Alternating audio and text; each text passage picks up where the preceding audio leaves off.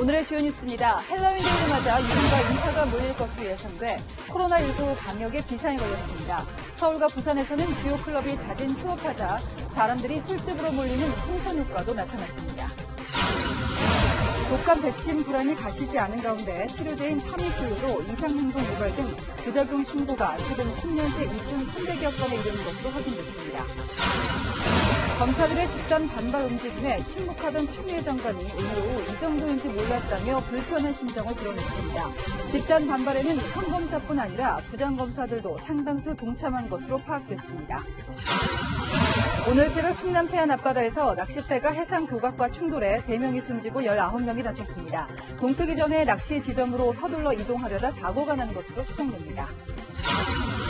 부동산 시장 불안 속에 올해 공인중개사 시험에 역대 가장 많은 34만 명이 몰렸습니다.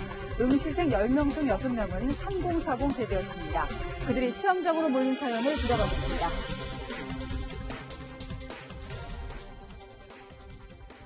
네, 뉴스의 조수빈입니다.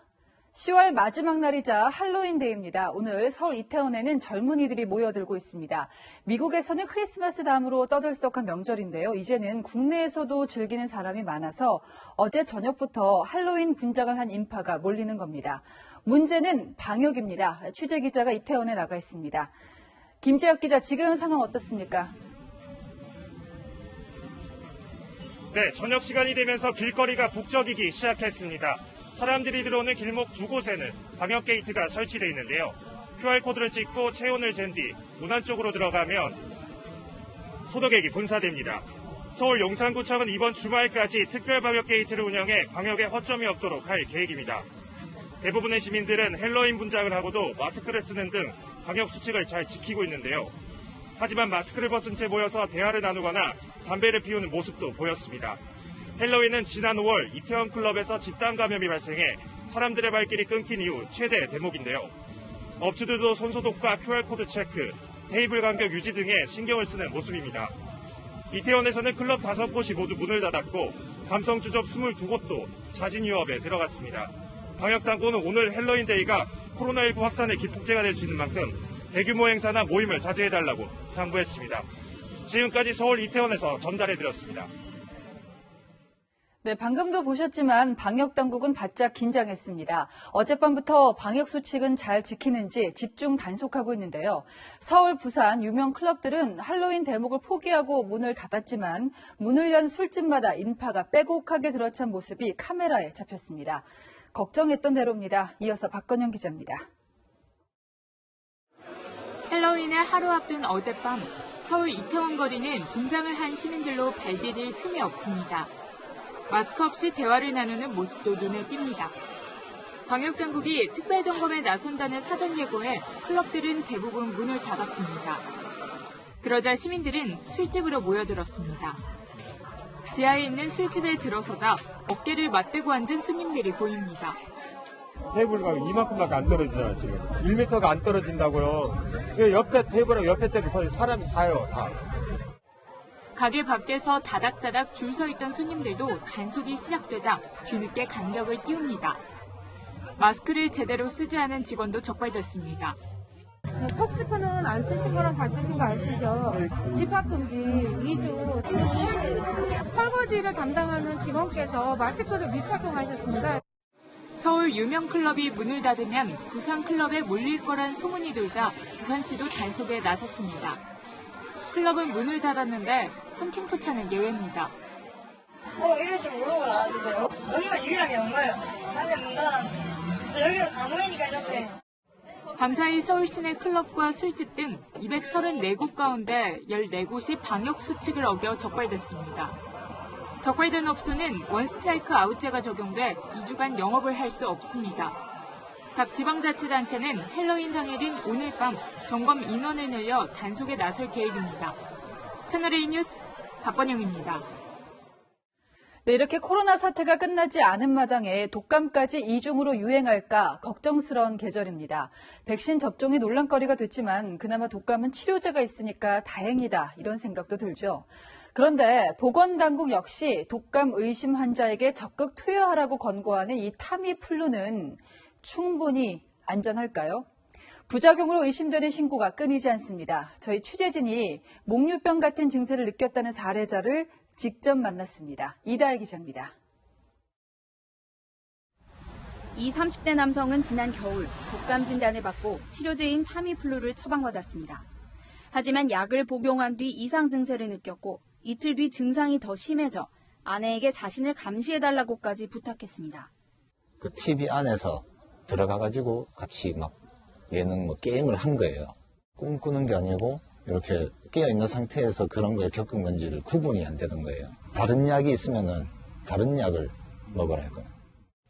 인터넷에서도 약을 먹은 뒤 자다 일어나 돌아다니는 등 이상 행동을 겪었다는 경험담을 어렵지 않게 볼 수 있습니다. 타미플루는 효과가 입증된 약이지만 최근 10년간 부작용 신고만 2,300여 건에 달했습니다. 구토와 울렁거림이 많았고 환각 등 정신 이상 반응도 151건이나 됐습니다. 복용 후 사망 신고 사례는 13건에 달했습니다. 식약처는 지난 2016년 11살 어린이가 약 복용 뒤 이상 증세를 보이다 추락해 숨진 것을 포함해 2건은 약물과 인과관계를 배제할 수 없다는 보고를 받았다고 밝혔습니다. 하지만 다른 사망 신고 건들은 환자 정보 부족 등을 이유로 추가 조사를 진행하지 않았습니다. 의료기관에는 인과관계가 밝혀지지 않았지만 주의가 필요하다는 공문을 10년간 2차례 배포하는 데 그쳤습니다. 부작용에 대한 홍보가 좀 부족했고 그래서 서한 형태로 병원이나 이런 데 알리는 정도밖에 안 됐거든요. 국민들이 알 수 있는 기회가 없거든요. 보건당국은 코로나19와 독감의 동시 유행을 막기 위해 의심 환자에게도 타미플루 등 치료제를 적극 투여하도록 했습니다. 하지만 약사는 물론 의사에게도 환자에게 관련 정보를 의무적으로 제공하게 하는 등 부작용에 대한 관리도 강화해야 한다는 지적이 나옵니다. 채널A 뉴스 이다혜입니다. 네, 이번에는 검찰 쪽 소식입니다. 추미애 법무부 장관의 집단 반발하는 건 평검사뿐이 아닙니다.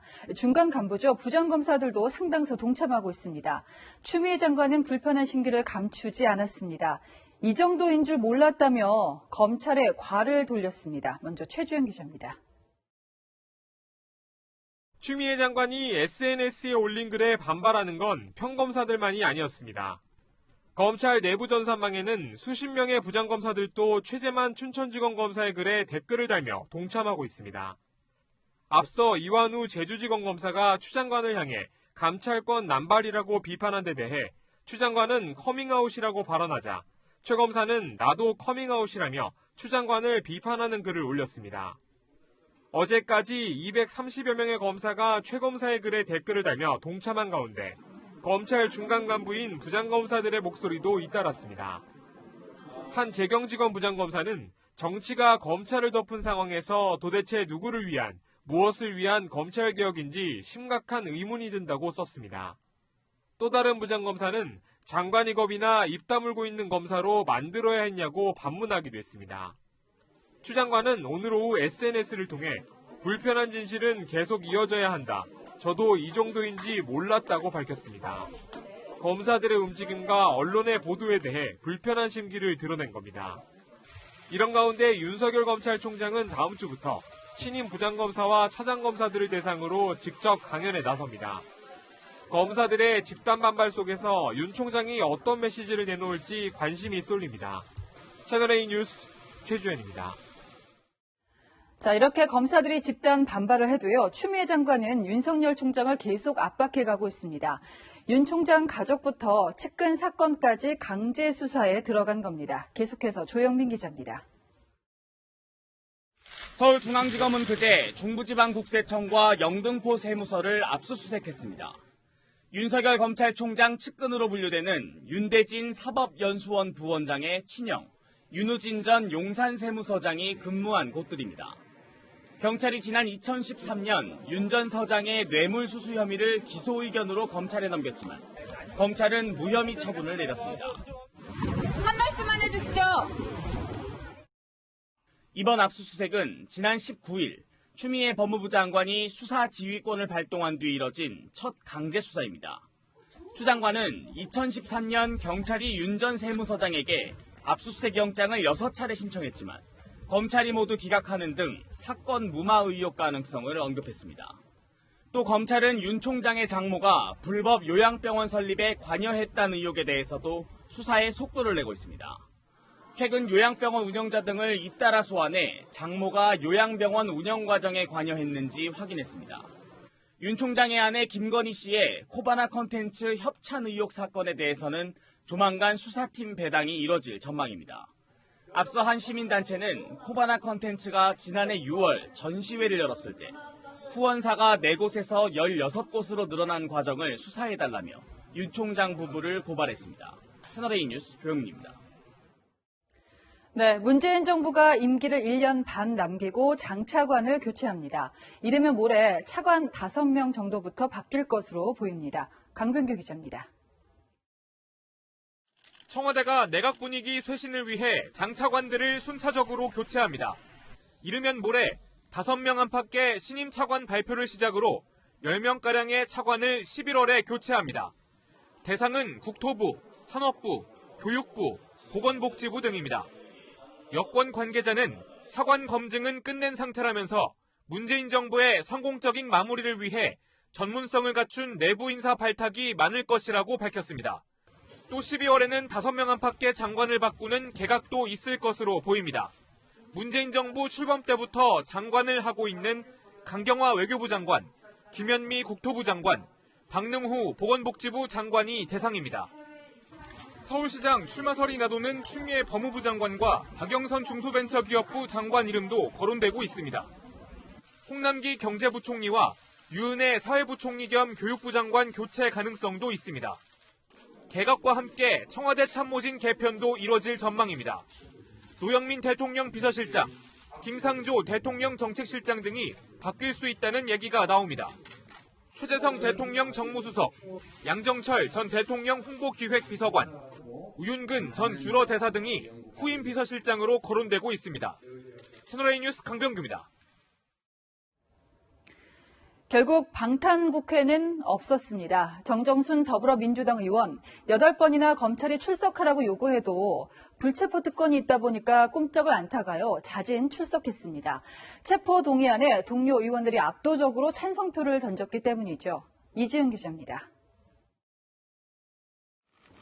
정정순 더불어민주당 의원이 결국 검찰청사의 모습을 드러냈습니다. 앞서 국회 체포동의안 표결 전 신상 발언에서는 검찰의 영장 청구가 부당하다고 호소했지만 오늘 출석길에는 조사를 받을 계획이었다고 말했습니다. 국회와 관계없이 출석을 하려고 했던 거고 오늘 성실하게 이렇게 임하도록 하겠습니다. 정 의원은 지난 8월부터 8차례에 걸친 검찰 출석 요구에 불응하다가 국회에서 체포동의안이 가결되자 자진 출석 의사를 밝혔습니다. 검찰은 정 의원이 총선 준비 과정에서 회계부정을 저지르고 불법 선거자금을 받은 것으로 보고 지난달 체포영장을 청구했습니다. 국회의원은 헌법상 회기 중 체포되지 않을 권리가 있어 정 의원 체포 여부는 국회 표결에 붙여졌고 같은 민주당 의원들을 포함해 90%에 가까운 찬성률로 가결됐습니다. 21대 국회의원 중 체포동의안이 가결된 건 정 의원이 처음입니다. 검찰은 정 의원 출석 직후 체포영장을 집행해 48시간 동안 정 의원을 조사할 수 있습니다. 상황에 따라 구속영장을 청구할 가능성도 있습니다. 채널A 뉴스 이지훈입니다.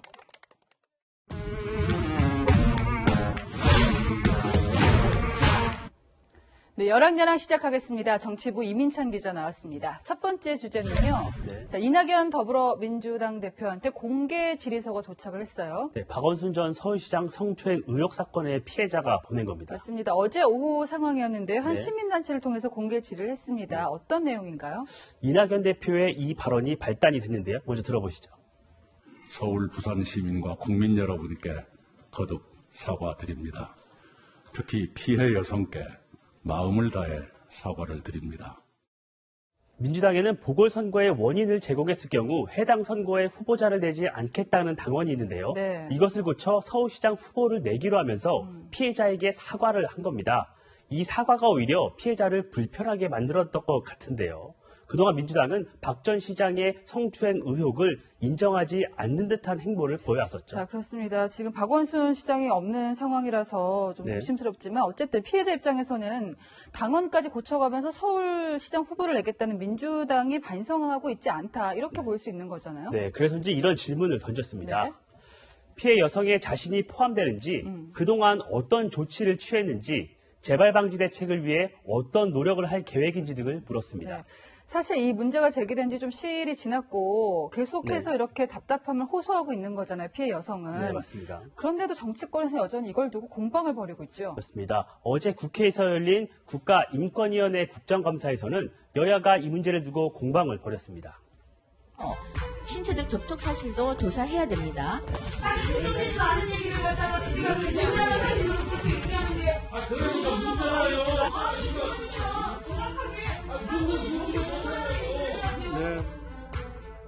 피해자에 대한 배려는 찾아보기 힘들었습니다. 자, 맞습니다. 앞선 주제와 연결되는 다음 주제를 좀 보도록 하겠습니다. 자, 같은 얘기인데요. 지금 더불어민주당이 서울시장과 부산시장 후보를 내기 위해서 아예 당헌을 고치겠다. 그러면서 이걸 전 당원한테 물어서 결정하겠다면서 투표에 들어갔습니다. 근데 사실은 답은 정해져 있고, 왜냐면 이낙연 대표가 한 말이 있으니까 이거 요식행위 아니냐 이런 비판이 있는데요. 보통 찬반을 물어볼 때는 중립적인 문구를 사용하잖아요. 그런데 민주당이 당원 투표를 요구하면서 그 이유를 밝힌 제안문에는 한쪽으로 답을 유도하는 듯한 내용이 담겨 있습니다. 후보를 내지 않는 게 유권자의 선택을 제한한다. 재보선 승리는 중요하다. 이렇게 써놓으면 당원들은 어떤 답을 내놓을까요? 지금 묻고 있지만 답은 정해져 있는 것 같습니다. 후보를 내겠다. 자, 민주당 단체장의 잘못으로 지금 선거 비용이 보니까 800억 원 정도 더 들 것으로 예상이 되고 있어요. 굉장히 큰 돈인데 사과는 뒷전이고요. 후보를 낼 수 있게 당원 개정에 찬성표를 던져달라. 이런 투표 동료 인증샷 릴레이까지 벌이고 있다고요. 맞습니다. 이낙연 대표가 SNS에 투표 동료 메시지를 냈는데요. 박범계 의원은 꼭 참여 바랍니다. 우리는 민주당이라며 투표 인증 사진을 올렸습니다. 민주당 당원 게시판엔 저조한 투표율이야말로 당원들을 무시하게 된다. 국정농단하고도 대통령 후보 낸 당도 있다 같은 투표 동료 글이 올라오고 있습니다. 민주당의 이런 모습들 비판하는 목소리도 연일 나오고 있죠. 국민의힘은 헌신 짝된 약속, 그때그때 달라요란 포스터를 만들어서 맞불을 놨고요. 이준건 전 교수는 SNS에 민주당 새 당헌 1조라며 내로남불이라고 적었습니다. 오늘의 여랑야랑은 투표 외해로 정해봤습니다. 지금까지 여랑야랑이었습니다. 네, 사고 소식입니다. 대교 아래를 지나가던 10톤 낚싯배가 교각을 들이받았습니다. 음주운전도 아니었고요. 모두 구명조끼도 입었지만 3명이 숨지고 19명이 다쳤습니다. 화근은 과속으로 보입니다. 배영진 기자입니다. 해경 경비함정이 낚싯배를 끌고 항구로 향합니다. 사고 충격으로 뱃머리가 군데군데 긁히고 찌그러졌습니다. 낚싯배와 충돌한 교각에도 푸른색 페인트 자국이 남았습니다. 오늘 새벽 5시 40분쯤 9.77톤 낚싯배가 충남 태안과 보령을 연결하는 원산 안면대교 교각을 들이받았습니다. 오천항을 출발한 지 50분 만입니다. 배에는 선장과 낚시객들 22명이 타고 있었는데 충돌 당시 강한 충격으로 선체에 부딪히면서 3명이 숨졌습니다. 나머지는 크고 작은 부상을 당해 병원으로 옮겨졌고 이 가운데 1명은 응급수술을 받았습니다. 낚시객들은 경기도와 인천 등에서 2-3명씩 짱을 지어 온 것으로 전해졌습니다. 배가 출항할 당시 기상 상태는 양호했고 승선 인원을 초과하지도 않았습니다. 선장이 술을 마신 것도 아닌 것으로 확인됐습니다. 해경은 어두운 새벽 낚시 지점에 서둘러 도착하기 위해 빠른 속도로 운항하다 사고가 난 것으로 보고 있습니다. 낚싯배는 보통 시속 15km로 운항하는데 사고가 난 배는 시속 27km로 운항한 것으로 파악됐습니다. 미처 발견을 못했다는 사실은 얘기 들었어요. 그러니까 속도를 포함해서 안전주의 의무를 충분히 기울여서 해야 되는 점이 있는데 그런 것들을 이제 못 하신 거죠. 해경은 선장을 업무상 과실치사상 혐의로 입건해 사고 경위를 조사하고 있습니다. 채널A 뉴스 배영진입니다. 당근이세요? 거리에서 낯선 사람끼리 건네는 이 말, 당근마켓을 거래하는 분들입니다. 중고품을 사고 파는 앱인데요. 코로나 불황 속에 미니멀리즘을 타고 급성장해서 매달 1,000만 명씩 이용하고 있습니다. 동네에서 이웃과 직접 만나서 거래를 하기 때문에 사기당할 확률이 적고요. 타인의 취향을 구경만 해도 시간이 훌쩍 지나가 버릴 만큼 중독성도 있습니다. 실제로 온라인 쇼핑 앱 가운데서도 이용자가 가장 오래 머무르는 앱으로 꼽힙니다. 자, 기존에 없던 시장이 열리면서겠죠. 예상하지 못한 부작용도 있습니다. 20만 원에 자기 자식을 매물로 내놓았던 이 글, 올라오고 보름 만에 팔 수 없는 걸 팔겠다는 글은 또 올라왔습니다. 자, 이러면 안 된다 회원이 지적을 하자 글쓴이는 친구 사진이라며 난 처벌도 안 받는 촉법 소년이다. 신고할 테면 해봐라. 조롱하기까지 했습니다. 새로운 플랫폼의 등장은 늘 새로운 숙제를 던질 수밖에 없지만 이 화나는 장난 수준이 아니라 범죄로 이어진다면 어떨까요? 채널의 취재 결과 당근마켓 일부 이용자들이 여성들에게 조건 만남을 제안하거나 음란 메시지를 보내거나 성범죄 행각을 벌였습니다. 서철희 기자가 취재했습니다. 내가 사는 동네를 중심으로 중고물품을 거래하는 온라인 사이트 당근마켓. 당근마켓을 애용하는 20대 여성은 이달 초 원피스를 팔려고 옷을 입고 있는 사진을 올렸습니다. 며칠 뒤 한 사람이 구매 의사를 밝혔는데 대뜸 돈을 더 줄 테니 설문조사를 해달라고 요구했습니다. 그런데 설문조사 문항을 받은 여성은 당혹감을 감출 수 없었습니다. 나는 근친상간을 해본 적이 있다. 나는 성폭행이나 성폭력을 당했을 때 느낌이 어땠냐 약간 이런 걸 물어보는. 마지막 문항에는 조건 만남을 암시하는 듯한 내용도 담겨 있었습니다. 돈 20만 원 정도만 주면은 모르는 사람과 포옹을 할 수 있냐 약간 이런 질문이 있었는데 충격을 받은 여성은 돈을 모두 돌려주고 구매자를 경찰에 신고했습니다. 잠도 안 왔어요. 그래서 이상하면 내가 그 알려준 걸 혹시나 내 이름이랑 계좌번호 이런 걸 해가지고 내 집을 찾아오면 어떡하지? 비슷한 일을 겪은 사람은 더 있습니다. 스타킹을 판다는 글을 올렸더니 직접 착용한 사진을 보여달라거나 입던 속옷을 보내달라는 요구도 있습니다. 지난 16일에는 제주도에서 신생아를 판매한다는 글이 올라와 경찰이 산모와 아이를 분리하는 일이 있었고 서울에서도 여중생이 아이를 판다는 장난글을 올려 논란이 됐습니다. 당근마켓 측은 인공지능 모니터링으로 거래 금지 품목을 거르고 있다고 설명합니다. 하지만 범죄의 통로로 악용될 수 있는 만큼 게시글에 대한 모니터링이 더 강화돼야 한다는 지적이 나옵니다. 채널A 뉴스 서채리입니다. 전세 시장을 기필코 안정시키겠습니다. 네, 전세 안정. 하지만 시장 분위기는요. 전세가 사라지는 분위기입니다. 10월 전국 전세 수급 지수, 그러니까 전세난을 알 수 있는 지수가 19년 만에 최고치를 찍었습니다. 여기서 그칠까요? 치솟는 전세값은 매매값을 밀어 올릴 조짐마저 보입니다. 먼저 김단비 기자입니다.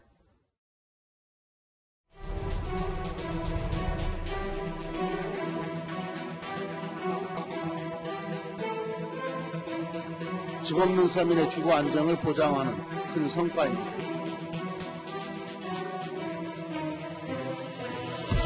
전세 시장이 안정화되고 있는데 저희도 공감하는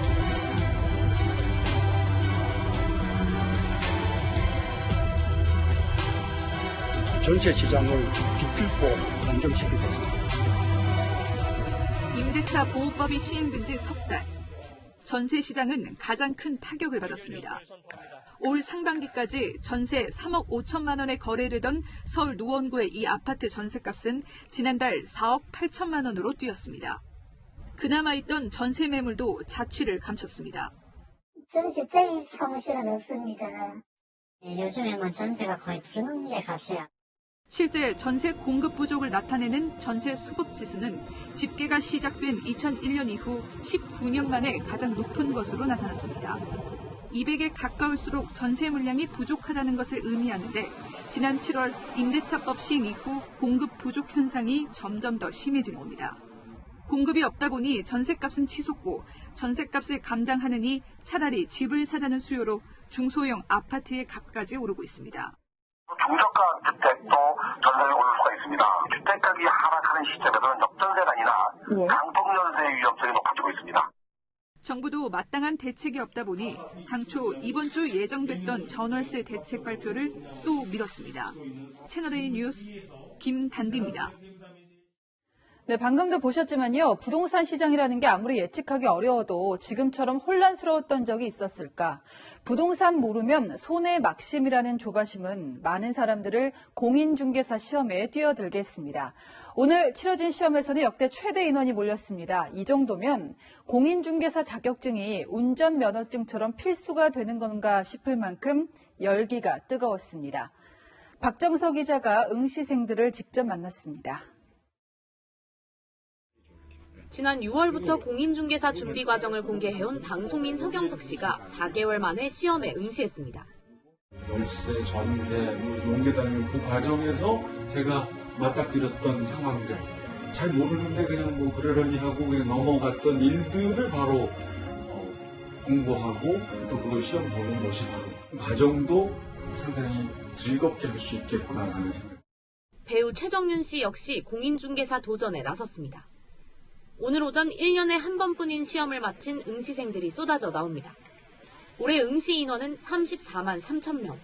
1983년 공인중개사 제도 도입 이후 가장 많은 인원이 몰렸습니다. 국민고시로 불리지만 부동산 학개론의 민법까지 만만한 시험이 아닌데도 응시한 이유를 들어봤습니다. 노후를 대비한다는 중년부터 회사가 잘 안 되니까 또 지금 현재 놀고 있고 그래서 시험을 봤는데 또 나이도 있고 그래서 미리 이제 한번 시험 봐서 작년 이제 좀 나이 먹고 더 있으면 한번 좀 하려고.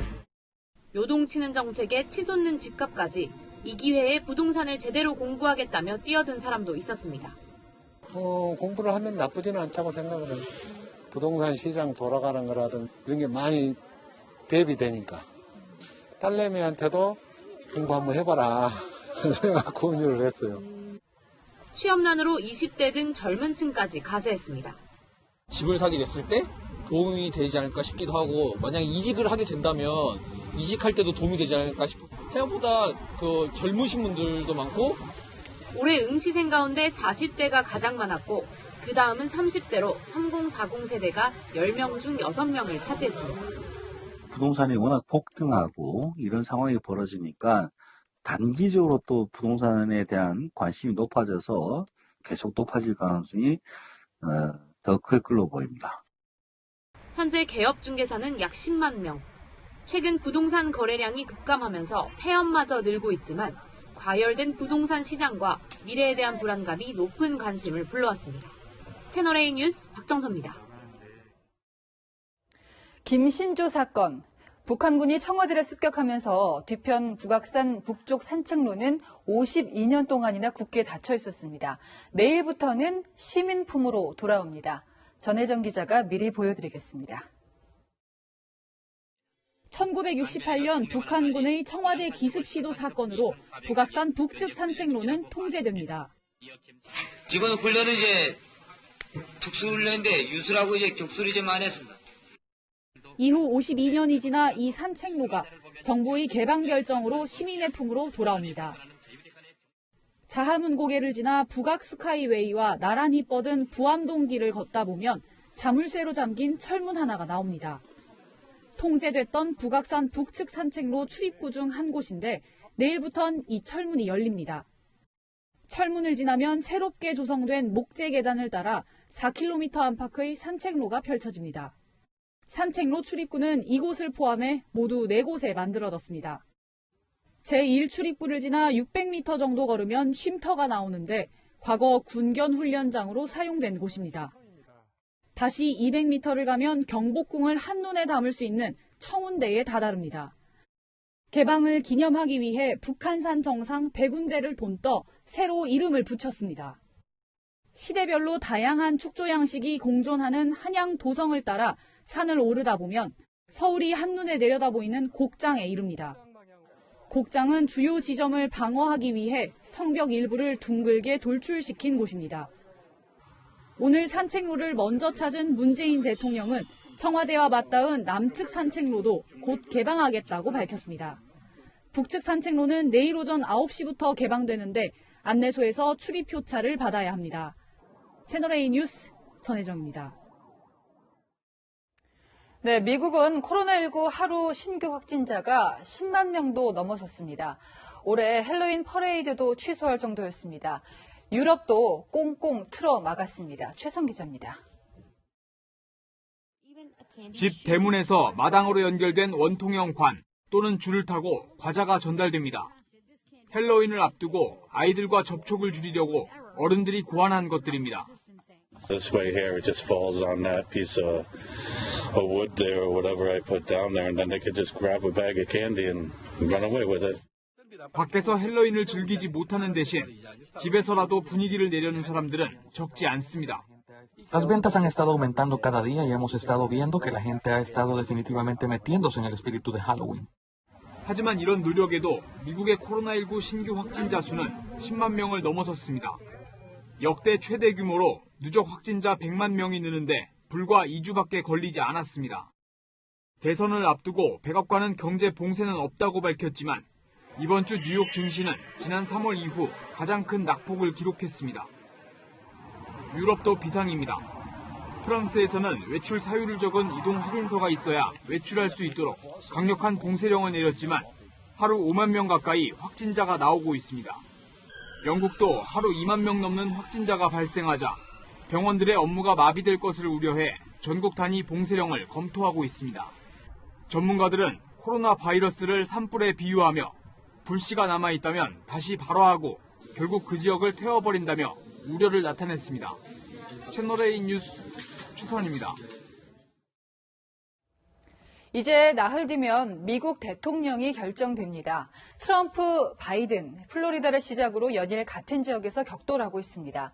바이든이 압승할 거라 베팅 업체들이 점치고 있습니다만 4년 전에 그 예상은 빗나갔었죠. 한수아 기자입니다. 백악관을 출발한 트럼프는 하루 동안 미시간과 위스콘신, 미네소타를 돌며 강행군을 이어갔습니다. 쇠락한 공업지역, 이른바 러스트벨트로 불리는 미국 대선의 경합지들입니다. 특히 미네소타는 지난 대선에서 공화당이 민주당에 패했던 곳으로 트럼프 대통령 지지자들은 서륙을 다짐합니다. You know, of course I'll be thrilled that President Trump won again. I really hope that that's the result. 마스크도 쓰지 않은 트럼프 대통령은 자신의 초상화를 들어보이며 코로나 백신 공급 계획을 밝혔습니다. Under my plan, we will deliver a safe vaccine to the American people in just a matter of weeks. 하루에 1개 이상의 일정을 잘 잡지 않던 바이든 후보도 맞불을 놓았습니다. 아이오와는 4년 전 힐러리 클린턴 후보가 트럼프 대통령에게 졌던 곳이지만 이번에는 분위기가 다릅니다. 바이든 후보는 트럼프 대통령의 코로나19 실책을 비판하며 경제에 초점을 맞췄습니다. I'm not going to shut down the economy. I'm going to shut down the virus. 해외 베팅 업체들은 바이든 후보의 평균 승률을 64%로 예측하며 바이든의 압승을 점치고 있지만 지난 2016년 대선 때도 힐러리 클린턴의 승리를 예상했던 만큼 이번에도 뚜껑을 열어봐야 결과를 알 수 있을 것으로 보입니다. 채널A 뉴스 한수아입니다. 규모 7.0, 원자폭탄보다 강력한 지진이 터키 서부 지역을 강타했습니다. 높은 건물이 무너지고요. 해일이 쓸고 가면서 지금까지 사망자가 최소 27명 나왔는데 아직도 잔해에 갇힌 사람들이 많습니다. 황아람 기자입니다. 갑자기 집안 전체가 사정없이 흔들리더니 괴종시계가 넘어지고 벽장에 있던 물건들이 쏟아져 내립니다. SNS 방송을 진행하다 놀란 게이머는 고함을 지르며 뛰쳐나갑니다. 현지 시간으로 어제 오후 3시쯤 터키 서부 해안과 그리스 사모스 섬 사이의 에게해 지역에서 규모 7.0의 강진이 발생했습니다. 히로시마에 떨어진 원자폭탄보다 더 강한 위력입니다. 도심 곳곳의 건물은 형체를 알아보기 어려울 정도로 무너져 내렸습니다. 집에서 쓰던 잡화들과 찌그러진 차량들이 뒤섞인 거리는 아수라장으로 변했습니다. 이즈미르는 터키에서 세 번째로 큰 도시로 450만 명의 주민이 사는 데다 고층 건물이 많아 피해가 컸습니다. 최소 27명이 숨지고 800명 넘는 부상자가 나왔습니다.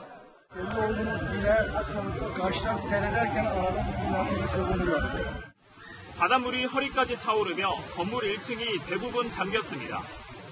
온갖 가재 도구들은 급류에 휩쓸려 밀려갑니다. 항구에 정박해 있던 배들도 제자리를 잃고 무더기로 떠내려갑니다. 터키에서 발생한 지진이 그리스로 해일을 몰고 오면서 주민들은 공포에 휩싸였습니다.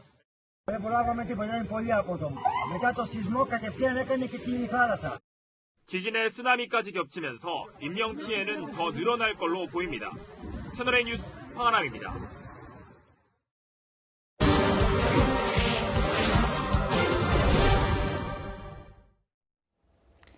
요즘 커피 전문점이나 패스트푸드점 중에서는 플라스틱 빨대 안 주는 매장이 많습니다. 플라스틱이 환경을 파괴한다는 게 많이 알려졌기 때문이죠. 쌀, 옥수수, 공심채 이렇게 먹을 수 있는 재료로 만든 친환경 빨대도 늘어났습니다. 경제를 보다 홍유라 기자가 알아봤습니다. 이번 달 국내 패스트푸드 업체 매장에서 최초로 빨대가 사라졌습니다. 이 뚜껑은 빨대 없이 이용하셔도 되는 거거든요. 빨대 없이 한번 이용해 보세요. 그 대신 돈을 더 들여 음료의 뚜껑을 바꿨습니다. 일회용품 저감을 위해서 많은 요소들을 고려를 해봤었는데 고객님들께서 가장 불편해하지 않으실 요소를 따져보니까 그 부분이 빨대더라고요. 만드는 데 5초 걸리는 플라스틱 빨대, 사용에 5분, 분해되는 데는 500년이 필요합니다. 사실은 플라스틱 자체를 안 사용하는 것도 좋은데 빨대만이라도 사용 안 하면 사실 제일 최선인 거 같긴 하거든요. 하지만 전국에서 1년에 250억 개씩 사용됩니다. 편리함 때문입니다. 아무래도 조금 불편하죠. 들고 마셔야 되니까 좀 불편한 점은 있을 것 같아요. 플라스틱을 줄이기 위해 먹을 수 있는 쌀빨대부터 공심채 빨대까지 다양한 친환경 빨대가 대체제로 개발되고 있습니다. 특히 플라스틱 빨대와 사용감이 비슷한 생분해 빨대가 인기입니다. 제가 들고 있는 이런 옥수수가 빨대의 원재료로 사용되는 건데요. 이 옥수수의 전분에서 추출하는 이런 알갱이들이 빨대로 완성되는 구조인 겁니다. 쓰고 난 뒤 비료로 활용할 수 있고 최대 180일이면 100% 자연 분해됩니다.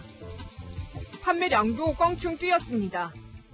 10배 정도 늘어나는 과정이 발생했는데요. 이 환경을 위해서 사용하겠다는 인식도가 높아졌다는 뜻이죠. 코로나19 이후 급증하는 플라스틱 사용량에 대한 경각심이 커진 덕분입니다. 하지만 한 개에 40원으로 플라스틱 빨대보다 3배 비싼 가격이 대중화엔 걸림돌입니다. 그럼에도 불구하고 비싼 친환경 빨대를 고집하는 카페가 등장하고 있습니다.